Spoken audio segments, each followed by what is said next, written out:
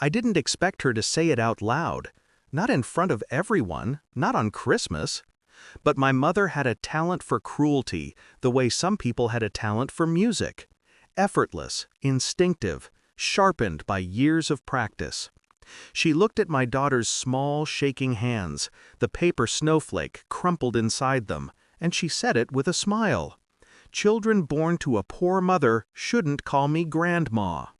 My daughter's face collapsed. My son froze. And I went still in a way I hadn't felt in years. This was the moment I'd been waiting for, the moment she buried herself. Back when I still believed she loved me, I spent years trying to earn her approval.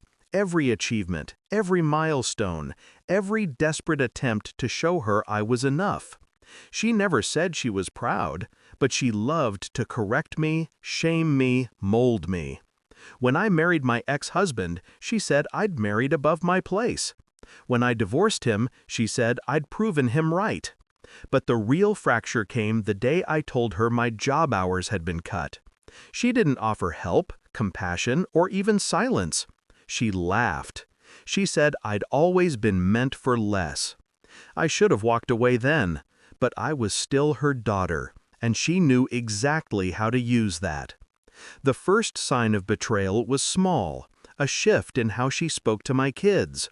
She'd shower my niece with gifts, praise, attention, and give my children nothing but side comments dressed like observations. Maybe if your father had stayed, you'd have nicer things. Your mother should try harder. You don't want to grow up like her, do you? My son heard it first. My daughter felt it. I pretended not to.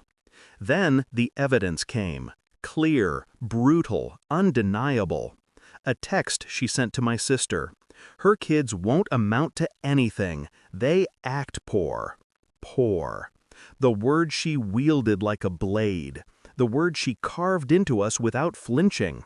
That was the moment I stopped loving her, and the moment I started planning. I didn't seek revenge out of anger. Anger burns too fast.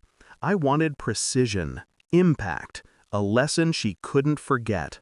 So I stopped explaining myself. I stopped defending my choices. I stopped giving her access to my life. But I didn't confront her, not yet. Instead, I documented everything, the comments, the texts, the belittling. Not for the court, for my children. Because one day I knew I would need to show them that silence was not weakness, it was strategy. Then I made one final move. I decided this Christmas, her favorite stage, would be the last time she ever hurt them. So there we were. The tree lights warm, the room full, the air heavy with cinnamon and tradition, and my mother slicing through my daughter's heart with a single sentence. My daughter's eyes glassed over. My sister looked away.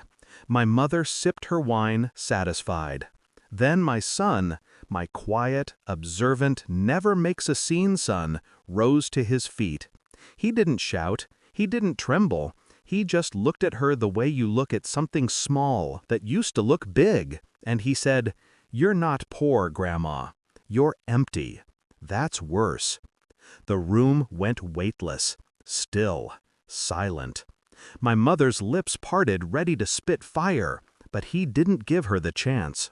"You don't get gifts because you don't give love," he continued, "and you don't get to hurt my sister for something you made up." Her face reddened, her grip tightened on her glass. He finished with, "And after today, none of us are calling you anything." And then he sat down. My daughter slipped her hand into his. I exhaled for the first time in months. My mother? She looked small, almost fragile, the kind of fragile that comes right before something breaks. I stood then, calm, prepared, unshakable. "This is the last Christmas we spend here," I said. "They deserve better, and I don't owe you the chance to ruin them like you tried to ruin me."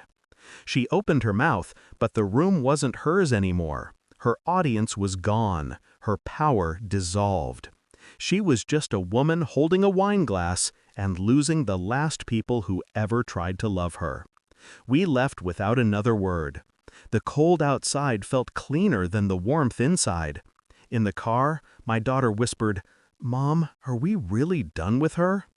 I looked at both of them, my strength, my purpose, my proof that cycles break when someone decides to break them.